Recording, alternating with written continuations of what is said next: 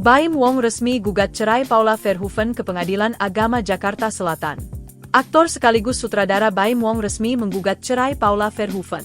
Hal itu berdasarkan gugatan dan laporannya di Pengadilan Agama Jakarta Selatan, Selasa, 8 Oktober 2024, hari ini.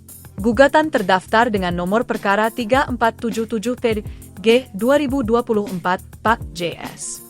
Tertulis pemohon Muhammad Ibrahim bin Jani Jailani. Sementara itu, nama Paula Verhoeven binti Edi Verhoeven sebagai termohon.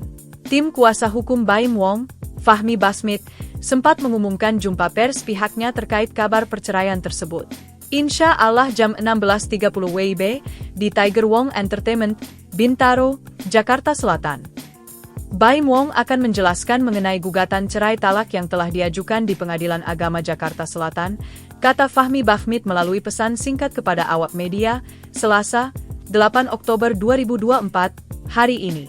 Diketahui belakangan isu gonjang-ganjing rumah tangga Baim dan Paula mencuat ke publik. Kendati demikian, keduanya tak pernah buka suara perihal isu tersebut.